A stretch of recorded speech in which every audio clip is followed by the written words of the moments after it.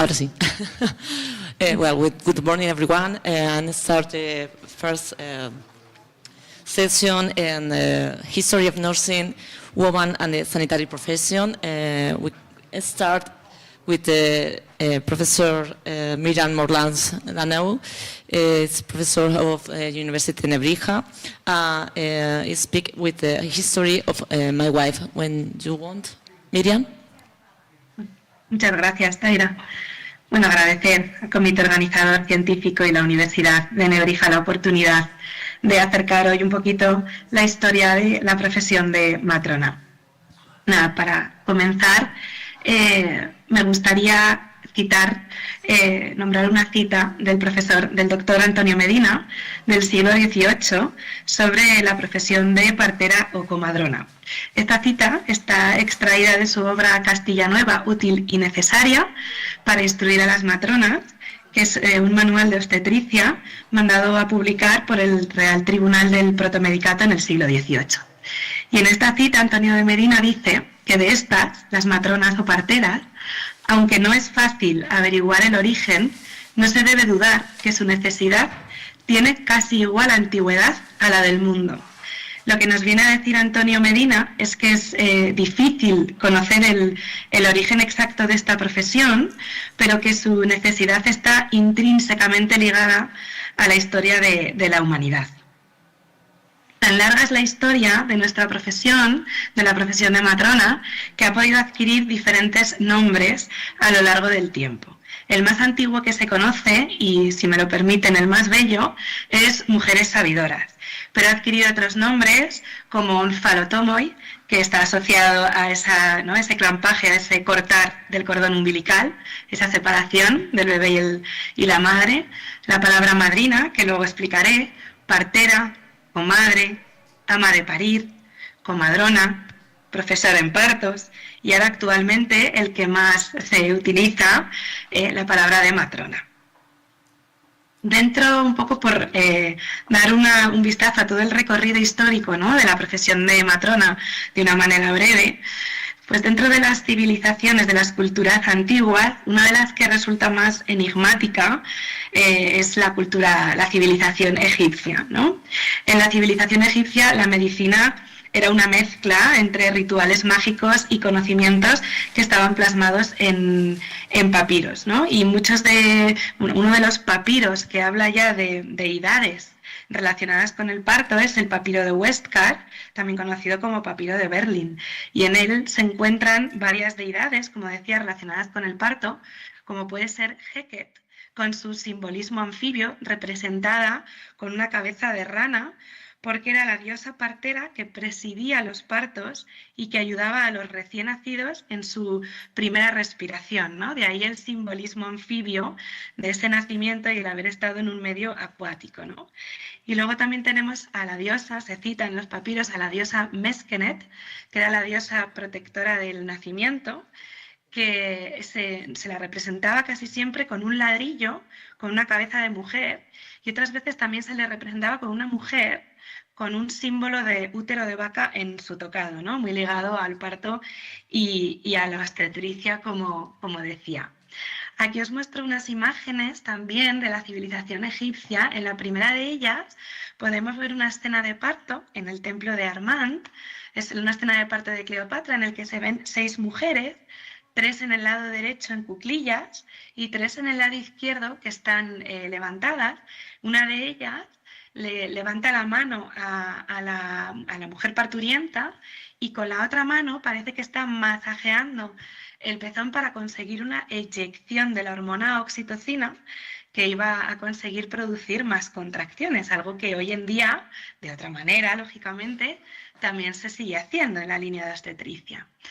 Debajo podemos ver también una imagen del templo en Dendera, donde se puede observar una casa de nacimientos. Muchos de los templos principales tenían anexos casas de nacimientos.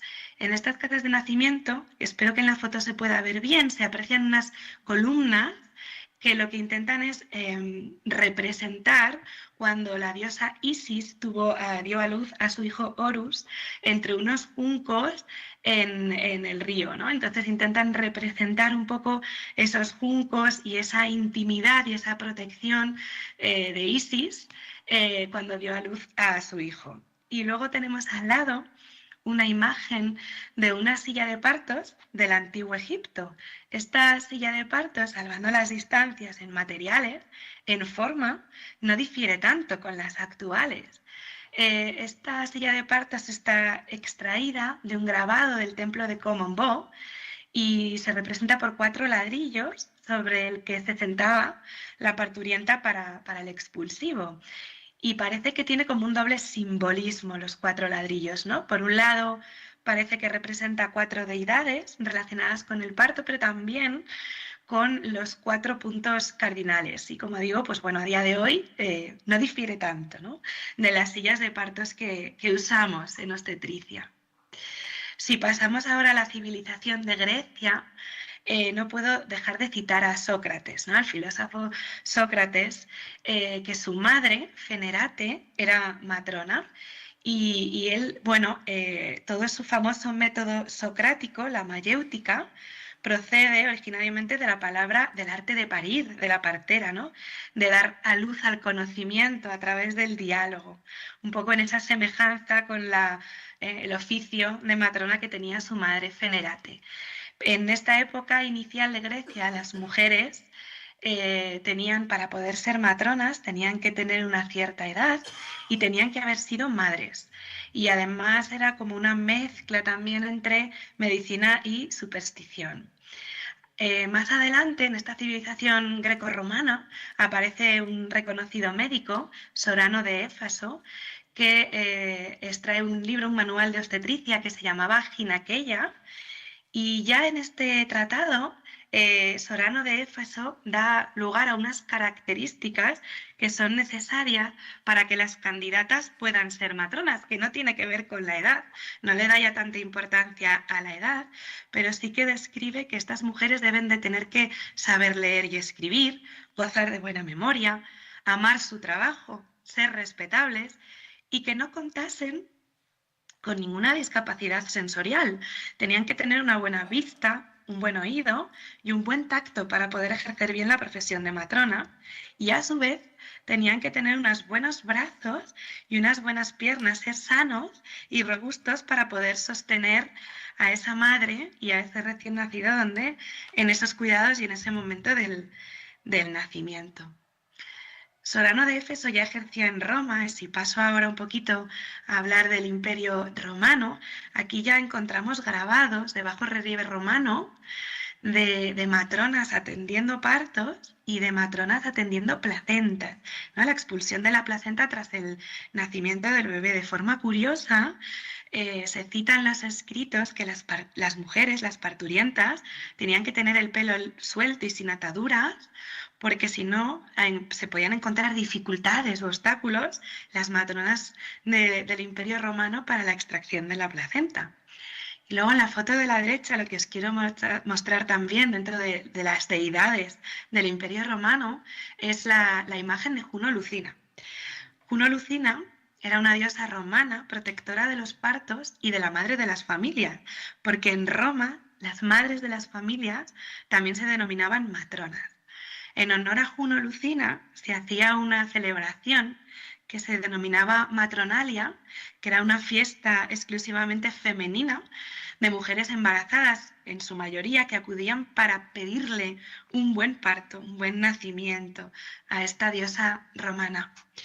Y hablando un poco de estas civilizaciones, quería también aproximar no solo las civilizaciones de Occidente, sino también de Oriente. Y en este caso me gustaría hablar un poquito de Japón, porque en Japón hay muchos tratados que ya hablan de las matronas y de las matronas ya durante la atención en el embarazo. Y, por ejemplo, hay muchos grabados que citan que en el 5º mes de embarazo las matronas ya atendían a las mujeres embarazadas, como la imagen que se puede ver a la izquierda, ajustando unas bandas de tela que, dependiendo del nivel económico, eran de seda o eran de algodón, y que se usaban durante el embarazo a partir del 5º mes con la idea de que no fuera un crecimiento excesivo del bebé y poder tener un buen parto. Y también ya a partir de esos vendajes que se hacían con telas, en la imagen de la derecha es otro grabado japonés, donde las matronas ya iniciaban también masajes abdominales para conseguir que tuvieran los fetos una posición adecuada para el parto, es lo que denominamos una posición cefálica, ¿no? Pues ya hacían estos masajes, que bueno, en el fondo también son se acerca a esos cambios posturales que hacemos hoy en día para conseguir, ¿no? Y esas versiones cefálicas para conseguir que los partos tengan una presentación cefálica en su mayoría. Es verdad que en Japón sí que se les da diferentes nombres a la matrona, dependiendo de la época. Al inicio se las llamaba samba, san por nacimiento y ba por mujer vieja, y conforme les llega mucha información de la parte occidental, pasa a llamarse Josanpu, Jo por ayuda, San por nacimiento y Pu por mujer.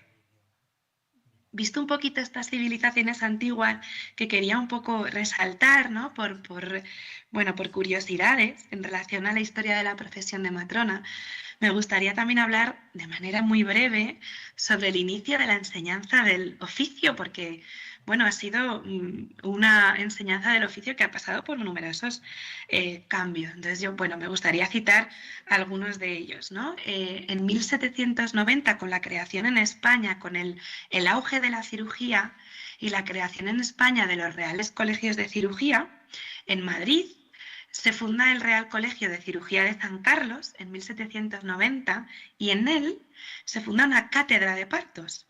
Y es donde empiezan a acudir las mujeres que quieren ser matronas para la enseñanza, y es la primera enseñanza reglada de matronas en España. Y por supuesto, sus clases eran a puerta cerrada, no podían, eran en horarios distintos para no coincidir con estudiantes del Real Colegio de Cirugía, ¿no? También todo muy marcado por la época. Y las mujeres que estudiaban matrona en el Real Colegio de Cirugía de San Carlos cursaban sus estudios y al final se examinaban a través del Tribunal del Real Protomedicato. También un poco en ese reemplazo de la profesión del oficio de matrona, de esa sabiduría tradicional por un conocimiento mucho más formal. En 1861 aparece el primer reglamento en España para la enseñanza de practicantes y matronas. Esto da lugar a la enseñanza de matrona en universidades que tenían que contar con facultades de medicina, donde por supuesto se dividen por género, practicantes para el género masculino, matrona para el género femenino, y los estudios de matrona tienen una duración de 4 semestres. He puesto una foto... Ay, sí, disculpa. 2 minutillos. Vale, nada, es muy rápido lo que me queda. Fotos del reglamento y de la admisión. Luego, citar también la importancia en 1924 de la inauguración de la Casa de Salud de Santa Cristina, la primera escuela de matronas en España, y nuestra obligación colegial en 1930 con la Cruz de Malta, donde ponía la palabra vitae. Destacar en 1952 la desaparición de la carrera, ¿no?, de ese oficio independiente de matrona, por la unificación de las profesiones de enfermera, practicante y matrona en ayudante técnico sanitario.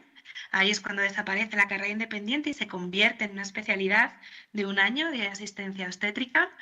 En el 77, con la integración de los estudios de enfermería en la universidad, empieza también a generarse cambios, y en el 87 aparece un programa formativo de acuerdo a la normativa europea, y es en el año 94 cuando se accede a primera vez al examen EIR, como se conoce en la actualidad.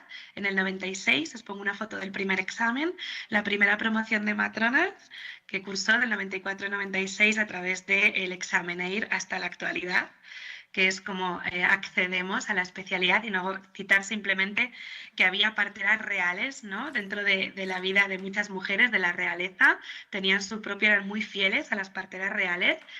Y también teníamos el nombre que he dicho antes de madrinas, porque éramos las encargadas de realizar bautismos de urgencia, ¿no?, cuando se preveía que un niño no iba a nacer vivo o el parto tenía una dificultad. He puesto una foto de uno de los bautismos de la jeringa que se usaba de un bautismo intrauterino.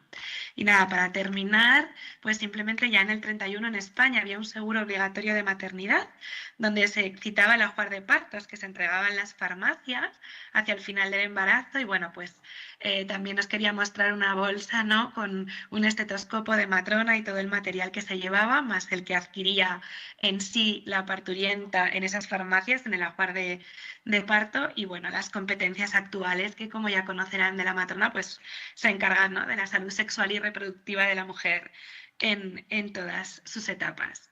Y nada, con esto agradecer la oportunidad, cualquier duda que pueda surgir, y espero haber acercado de manera breve, pero un poquito, la historia de la profesión de matrona. Muchas gracias a todos.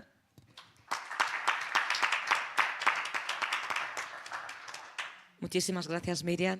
Continuamos con María Ángeles Alonso, profesora del Departamento de Historia Antigua de la UNED, y ella va a exponer Women and Medicine in Ancient Rome, Professional Profile and Competence. Cuando quieras, María Ángeles. Muy bien, muy buenos días. Muchas gracias por la amable presentación. Good morning. I would like to thank you very much to the organization for giving the opportunity to be here this morning. No sé si puedo empezar a hablar ya, porque me han dicho que tenía que esperar un poquitín para la traducción. Pero ya está perfecto. Perfecto. Está. Okay. When we talk about women in the ancient world, we're approaching a subject that is underrepresented in the sources, with all the difficulties that this entails.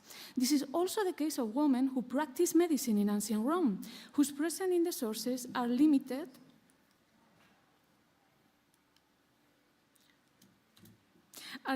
to 11 passing mention in classical authors, some scattered references in the medical writers, mainly Pliny the Elder and Galen of Pergamon, 6 allusions in legal sources, 91 inscriptions, 3 brief mentions on papyri, and the remains found in 6 tombs. In contrast, we have more than 700 inscriptions documenting medici, a vast body of medical literature written by men. Consider that we know about 150 treatises written by Galen of Pergamon, numerous references in classical authors to famous physicians, more than 100 tombs of physicians who were buried with their instrument, etc. This poses methodological difficulties when defining the role and specific tasks displayed by women in medicine during Roman antiquity, generally seen exclusively as midwives. It is considered that the main problem is that most female physicians are attested in inscriptions, that is, in brief texts that say nothing about the activities they carried out. However, from my point of view, epigraphy is the source that can serve as a guiding thread to better understand the role of these women. First, because it provides us with direct knowledge of the titles used by these women to be remembered. And second, because it allows us to observe a chronological evolution. The terminology used in this inscription with a specific etymology appears at specific moments and contexts. My aim in the next few minutes is to value epigraphy and show how it is fundamental to understand the evolution that took place in the role of female doctors in Rome. Epigraphy, the study of engraved inscription mainly on metal and stone, has the enormous disadvantage of its laconic nature, but it has the great advantage of providing direct and objective information. When we have before us the epitaph of a medica, as in this case Benuleia Sosis, we are reading a message that the woman herself wanted to display. In the writings of Pliny the Elder or Galen, woman is a creation of the second order, a subordinate strand. However, in the epigraphic text, the woman appears as an active subject who inscribes a message about herself to build and make her memory last. Roman female doctors and midwives distinguished themselves through 3 professional titles, with versions in Greek and Latin: Maia, obstetrics, iatrine, medica, and iatromea, that arise at different times, as we see in the timeline. The first one to appear was Maia in Greek, obstetrics in Latin, which translates as midwife. Maia is older in terms of time. This word originally had a different meaning from midwife. It appears, it appears in the earliest Greek literature from Homeric text and referred to the godmother, foster mother, or mature or elderly woman. From the 4th century BCE onwards, we find it used to refer to midwives. The first case is documented in Plato's dialogue Theaetetus, which is thought to have been written between 369 and 367 BCE. In a passage, Socrates indicates that he was the son of an excellent midwife named Phainarete and gives some details about the profession. Around the same time, the first epigraphic case was documented. It is the funerary stele of Anostrate, remembered in Athens, circa 360-340 BCE as Maia kai iatros, Idest, midwife and doctor. The use of the masculine form iatros, doctor in ancient Greek, we will see, is significant. It indicates that there was not yet a feminine form to refer to female doctors, but that some women already identified themselves as such, differentiating the term from that of midwife. Curiously, Maia is not documented in the Corpus Hippocraticum, which contains treatises written since the 5th century BCE and includes gynecological writings. Here, women are mentioned in relation to childbirth as being responsible for cutting the umbilical cord, but with expression on phallotomos. There seems to be no place for the Maia in early medical writings, but it is clear that was the Maia who attended the birth. The Latin word obstetrics appears in early Latin literature in comedies by Plautus dating from before 200 BCE. The first epigraphic evidence is documented in Tarquinia on this curious funerary monument, the tomb of Volusia, which dated from between the 2nd and the 1st century BCE. Obstetrics is not an explicitly medical term either, but rather it refers to the position assumed by the midwife at the key moment of her profession, that is, attending childbirth. It is formed from the root of the verb obsisto, that means to oppose or to stand in front of. The obstetrix is the woman who stands before the woman in labor to deliver the baby. It is clear that the term was coined to refer to ladies responsible for this task, but it had no medical meaning. In short, neither Maia nor obstetrics refer etymologically to medical knowledge. But at that time, there were already specific terms to refer to a person specializing in medical practice. The professional title iatros is known in Greek literature and epigraphy since the 5th century BCE, Idest. It emerged at the time of the development and definition of Hippocratic medicine to designate those who knew and performed this new art. With iatros is defined the one in possession of the techne iatrike, that is, the one who knows and practices the technique of healing. For its part, the word medicus is documented in Rome from the 3rd century BCE, when this kind of Greek professional entered the Roman world. Medicus is nothing other than the Latin name for iatros, and derives from the verb mederi, to cure or to remedy. Therefore, iatroi and medici were those who knew and practiced the art of healing. From the 2nd century BCE onwards, the feminine version of these terms is documented. Iatrine is documented for the first time in the funerary monument of Mousa from Byzantium. The woman is depicted on the stele standing, dressed in a chiton and aimation, with the head covered and holding a volumen or a book in her left hand. The book is a fundamental element of the picture because it refers to the intellectual qualities of the individual. It not only indicated the ability of a person to read and write, but also the possession of knowledge, in this case, of medical knowledge. The woman is willing to show the wisdom he has acquired, probably by reading medical treatises. Therefore, the first time the term iatrine is documented, it is linked to the idea of acquisition of knowledge. Interestingly, the first literary reference of iatrine does not appear until the 1st century CE in a passage by Flavius Josephus.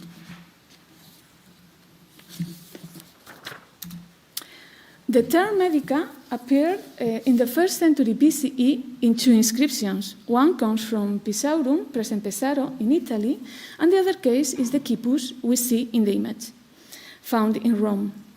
It is the epitaph of Nebius Philippus, a medicus chirurgus, and Nevia Clara, and is particularly interesting as the woman is referred to as medica philologa, a unique expression in Latin epigraphy. The term philologist was used to refer to the literary person and the scholar or erudite, and here highlights the professional title of medica and emphasizes the erudition of the woman.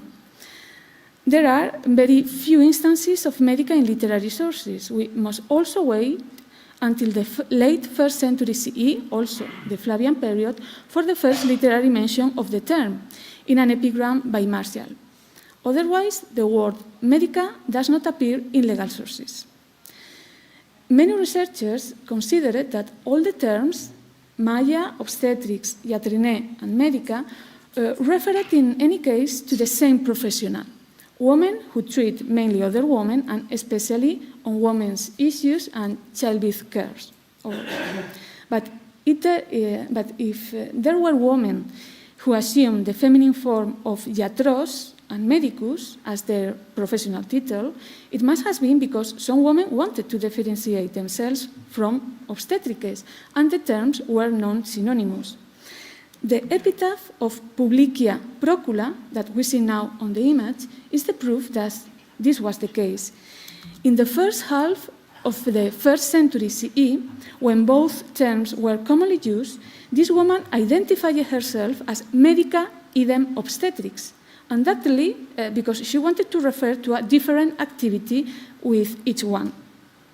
Iatrinae and medicae shared with their male counterparts what was at the root of that designation, namely the knowledge of techniques for changing the sick state of a person. The medica was the one who heals. Finally, from the 2nd century CE onwards, the term iatromea appears, which clearly arises from the union of the 2 previous terms, iatros plus Maya. It is documented exclusively in epigraphy, specifically in 5 inscriptions, 3 Latin and 2 Greek. We see one of them in the image. Behind the arrival of this term, we must recognize the need to make a distinction, to make a new difference.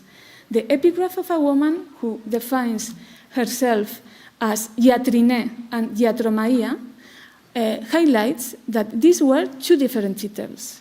Margherita Cassia recently defined the iatromea as a specialized gynecologist. And now I move on to the conclusions. Epigraphy is a fundamental source for studying women who practice medicine in ancient Rome, as it illustrates the image that these women wanted to project of themselves. Epigraphy shows that women who practice medicine in Rome identified themselves through specific titles that arose from the need to signify the professional profile. The gradual emergence of different professional titles for women working in medicine, Maya, obstetrics, iatrine, medica, and iatromeia, points to a gradual acquisition of medical knowledge and specialization by women in time. While the terms Maya and obstetrics do not have a specialized etymology, the technical terms iatrine and medica, and also the iatromea, refer to the possession of medical knowledge, that is, to a previous learning process and the possession of the ability to apply that knowledge and practice the medical profession. Finally, while the terms Maya and obstetrics appear before in literary sources than in epigraphy, iatrine and medica appear previously in epigraphic sources. This points to a female claim to identify themselves as medical professionals. And this is all. Thank you very much for your attention. Muchas gracias, María Ángeles, más por ajustarte al tiempo. Continuamos con la autora Nadir Eunice Valverde Barbato de Prats, quien va a exponer Woman and Medicine, a Historical and Contemporary Perspective.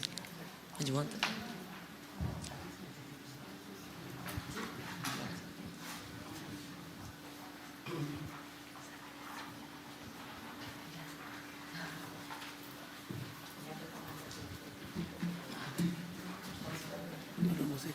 No, yo no sé usarlo. Ya. Correcto.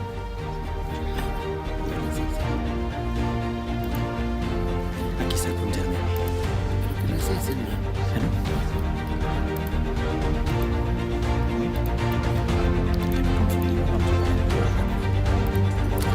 Aquí nadie.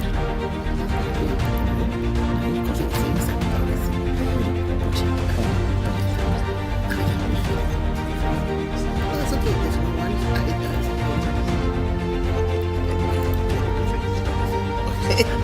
Okay.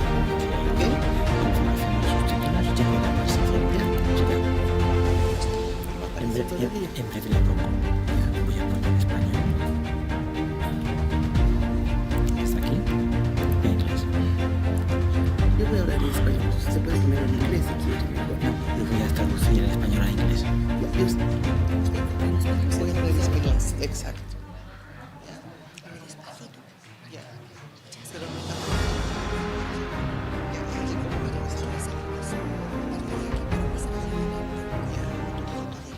Para pasar hacia atrás. Y el portero.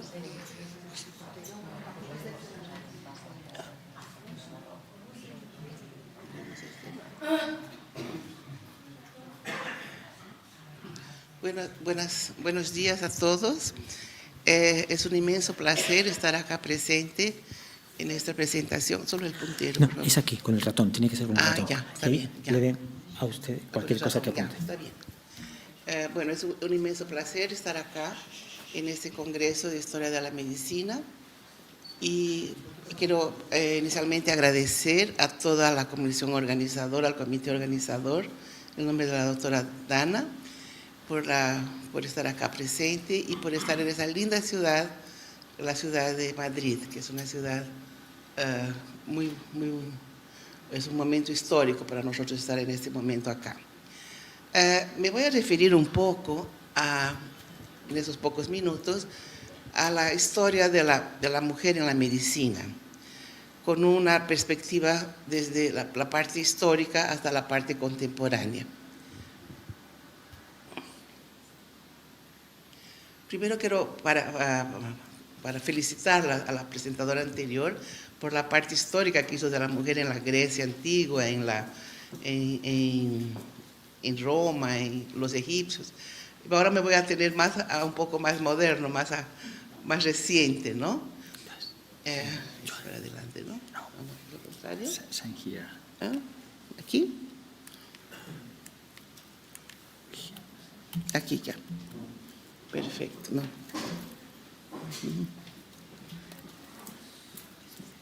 A ver.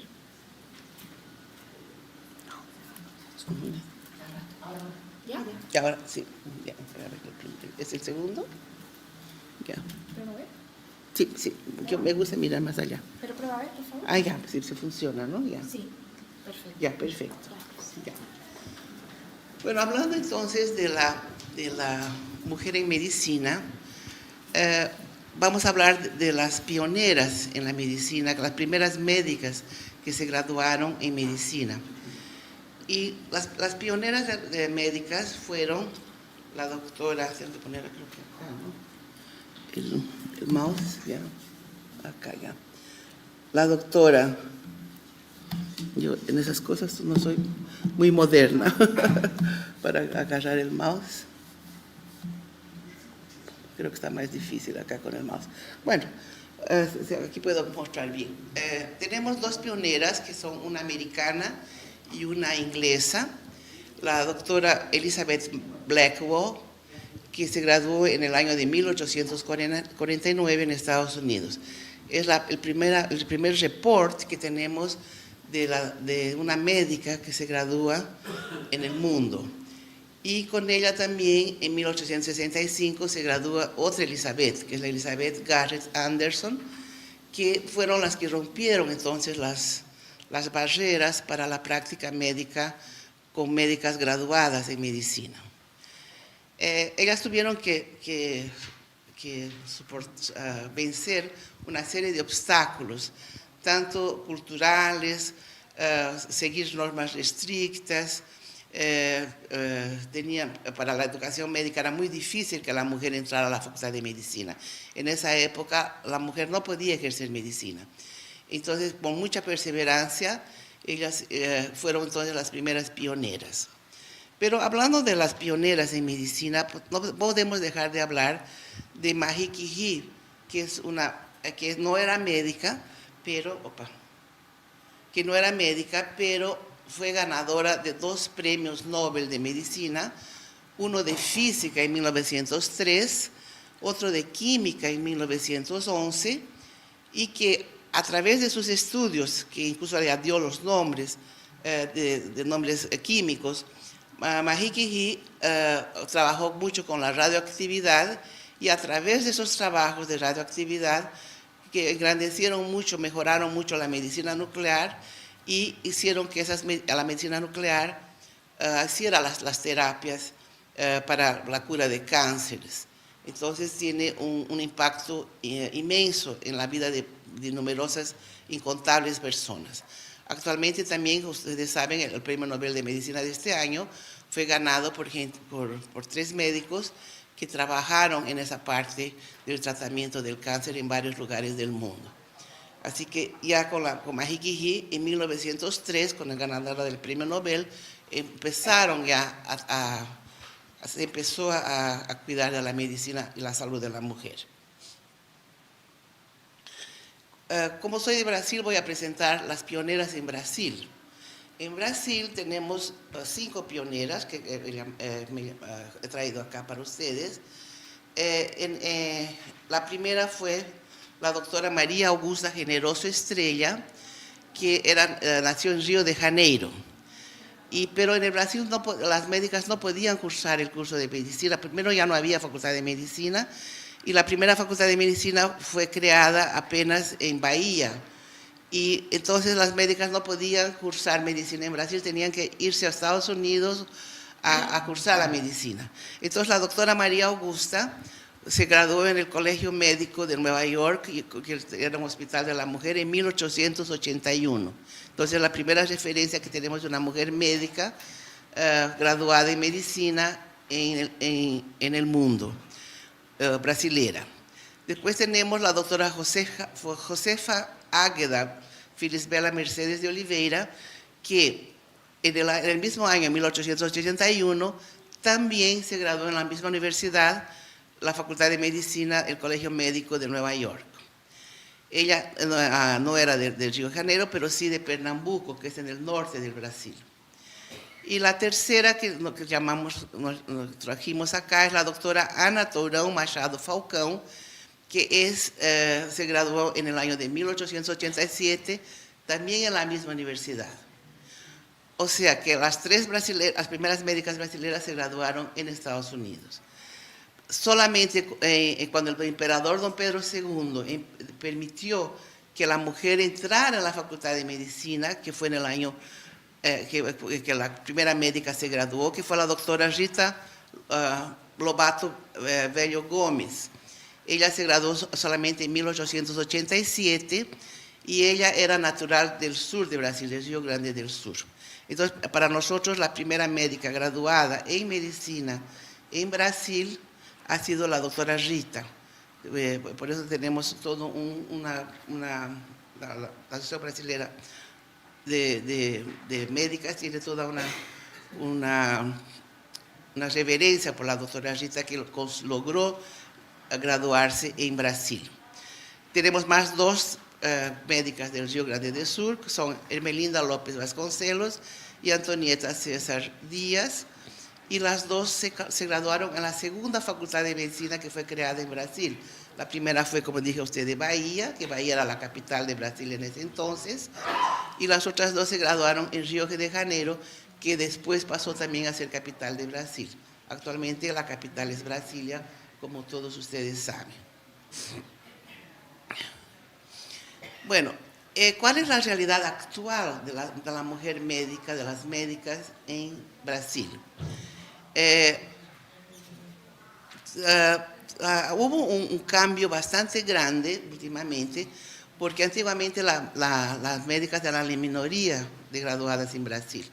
Pero actualmente la mujer, prácticamente el 60% de las médicas bajo 29 años de edad actualmente son mujeres.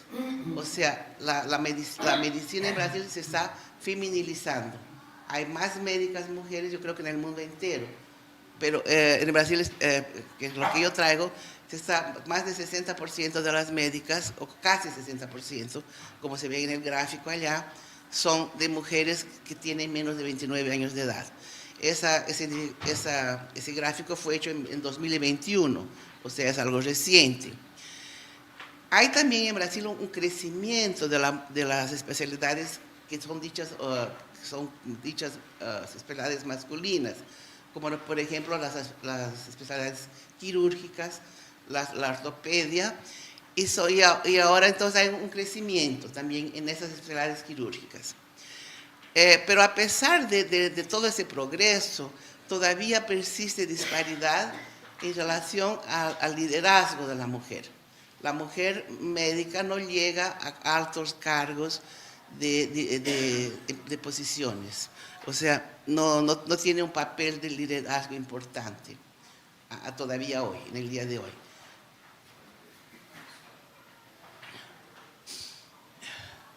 En el Brasil hay movimientos que están intentando hacer con que tenga iniciativas de que haya un empoderamiento de la mujer médica. Entonces, esas iniciativas tenemos la Women in Global Health Brazil, que es una asociación que trata de la salud de la mujer médica y de la salud de la mujer de una manera general, y está intentando empoderar a la mujer. La Federación Brasilera de Ginecología y Obstetricia, se llama FEBRASGO, también hace campañas para incentivar el acceso de la mujer a los servicios reproductivos y educación de salud. Es una sociedad bien fuerte en la ginecología y obstetricia de Brasil. Y tenemos la Medical Women's International Association, que es la Asociación Mundial de Mujeres Médicas, que fue creada hace más de 100 años en Inglaterra, y que tiene un movimiento en varios países del mundo. Y tenemos nuestra filial en Brasil, que se llama la Asociación Brasilera de Mujeres Médicas, y que actualmente está habiendo un congreso en Egipto sobre justamente de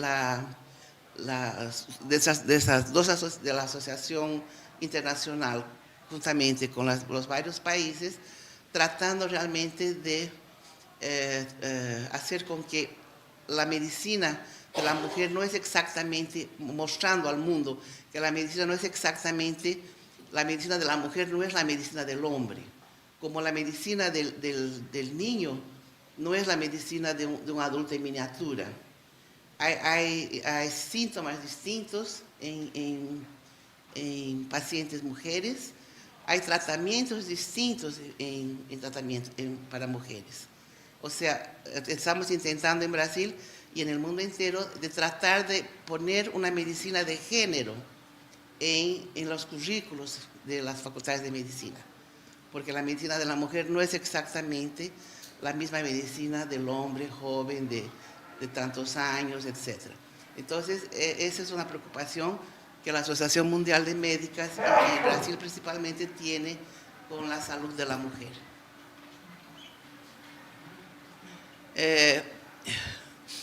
Bueno, entonces, o sea,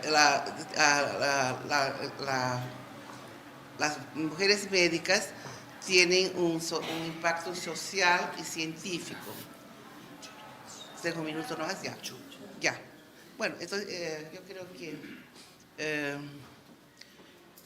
entonces me paso un poquito más rápido.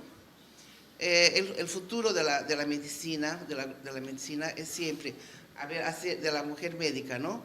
Es hacer con que se acelere la práctica de especialidades médicas, que la mujer tenga un liderazgo, que las innovaciones sean todas transmitidas, y que en la visión del 2030 que haya una equidad ahora sí está funcionando, de entrenamiento en la práctica clínica, en el papel de las decisiones que la mujer tome en medicina. Y para concluir entonces, la mujer es grandemente incentivada a que haya una transformación en todo el mundo y especialmente en el Brasil. Y para entonces implementar el liderazgo de la mujer médica en medicina. Es más o menos eso lo que yo quería traer a ustedes y agradezco mucho la atención. Thank you very much for your attention.